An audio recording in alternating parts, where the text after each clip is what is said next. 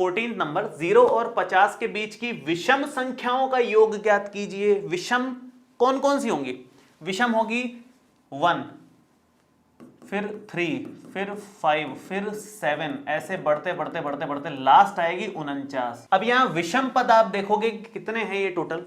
वैसे तो टोटल समझ में आ रहा है अपने को कि कितने हैं, ये टोटल 25 हैं, क्योंकि 50 तक सम 25 होंगे, विषम 25 होंगे। हालांकि इसने 0 से शुरू किया है, लेकिन अपने को 0 काम का भी नहीं है, तो टोटल ये 25 हैं। लेकिन अगर आपके पास ऐसे कोई संख्याएं आ जाएं कि आपको ये नहीं समझ में आ रहा है कि टोटल कितने हैं ये लोग, अभी तो समझ में आ रहा है कि n का मान 25 है, लेकिन अगर ना समझ में आए तो फिर क्या करना है उस केस में? उस केस में इसको आप an ले लो, ये आप an ले लो, इसको an बराबर 49 कर दो। an का सूत्र होता है a plus n minus 1 into में d, वो 49 के इक्वल करोगे। a का मान यहां से आपको साफ सुथरा नजर आ रहा है 1, और d का मान भी साफ सुथरा, 3 में से 1 गया तो 2 नजर आ रहा है। ये दोनों मान उठा करके आप यहां रख दोगे, तो ये 1 प्लस n माइनस 1 इंटू में d का मान 2, और उससे आपको n का मान पता चल जाएगा। हालांकि इस क्वेश्चन में पता है, लेकिन बहुत सारे ऐसे क्वेश्चन आ सकते हैं जो बड़े से, लंबे से, चौड़े से इस तरह के हों, जिसमें आप काउंटिंग नहीं पता कर सकते कि कितने हैं, तो फिर उस केस में इसको an लेकर के हम लोग आगे बढ़ते हैं, उससे n निकल जाता है इजीली, और फिर Sn तो निकल ही जाएगा।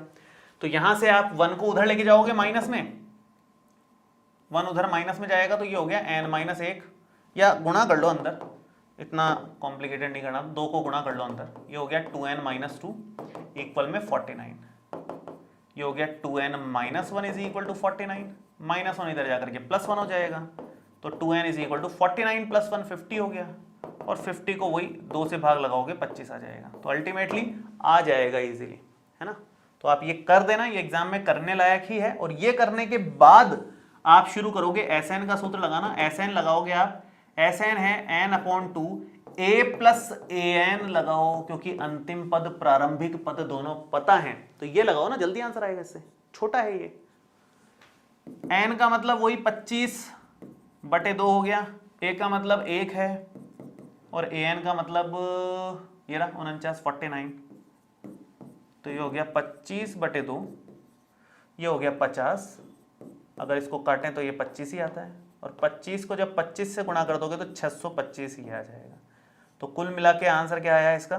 625। तो 3 क्वेश्चन लगातार इसी पैटर्न के लगभग थे, जो ज़्यादा मुश्किल नहीं थे, छोटे छोटे क्वेश्चंस थे, Sn का सूत्र लगा करके आंसर लाने थे।